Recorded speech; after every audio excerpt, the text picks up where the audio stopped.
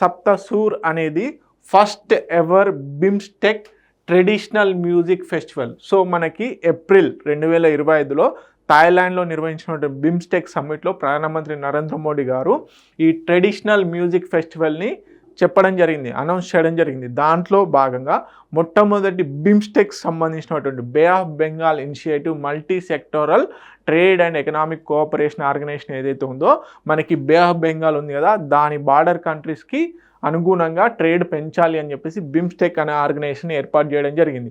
2025 ఏప్రిల్లో నిర్వహించిన మీటింగ్లో థాయిలాండ్లో నిర్వహించడం జరిగింది. దాంట్లో మనకి ప్రధానమంత్రి నరేంద్ర మోడీ గారు బిమ్స్టెక్ కంట్రీకి సంబంధించినటువంటి ట్రెడిషనల్ ఫెస్టివల్ అనేది కండక్ట్ చేయాలి ఎవ్రీ ఇయర్ అని చెప్పడం జరిగింది. దాంట్లో భాగంగానే మినిస్ట్రీ ఆఫ్ ఎక్స్టర్నల్ అఫైర్స్ వారు మొట్టమొదటి బిమ్స్టెక్ ట్రెడిషనల్ ఫెస్టివల్ని కండక్ట్ చేయడం జరుగుతుంది ఇండియాలో.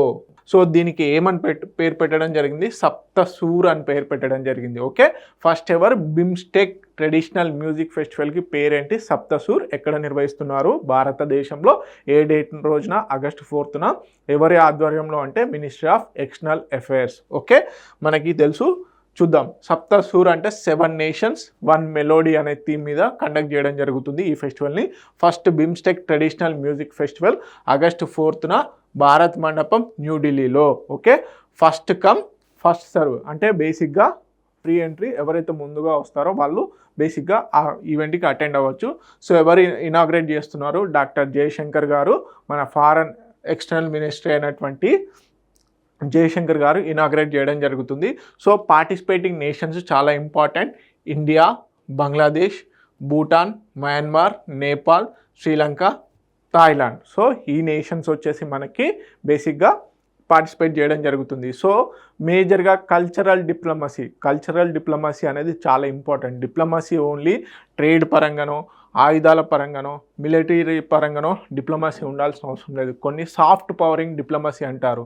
సో ఆ సాఫ్ట్ పవరింగ్ డిప్లొమసీకి ఇది పెట్టింది పేరు అనమాట. సో కల్చరల్ డిప్లొమసీ అనేది చాలా ఇంపార్టెంట్. సో దాంట్లో భాగంగానే ఏ 2 దేశాలు కానీ ఏ ఇతర దేశాలు అయితే సేమ్ కల్చరల్ సిగ్నిఫికెన్స్ ఉంటాయో, ప్రాముఖ్యతను కలిగి ఉంటాయో, వాటిని ఏకతాటికి తీసుకురావడం కోసం అని చెప్పేసి కల్చరల్ డిప్లొమసీ ఎంతగానో ఉపయోగపడుతుంది. సో బిమ్స్టెక్ సమ్మిట్ థాయిలాండ్లో ఎప్పుడైతే నిర్వహించారో అప్పుడు అనౌన్స్ చేయడం జరిగింది. సో దీన్ని ఆర్గనైజ్ చేస్తున్నటువంటి, అంటే ఈ ప్రోగ్రామ్ని ఎవరు నిర్వహిస్తున్నారు అంటే Indian council of cultural relations ఏదైతే ఉందో ఆ ఆర్గనైజేషన్ నిర్వహించడం జరుగుతుంది. సో సాఫ్ట్ పవర్ డిప్లొమసీలో ఇది ఎంతగానో ఇంపార్టెంట్ అనమాట. Okay, this is all about first BIMSTEC traditional music festival. Okay, Telugu medium అభ్యర్థులు ఎవరైతే ఉన్నారో ప్లీజ్ నోట్ ఇట్ డౌన్.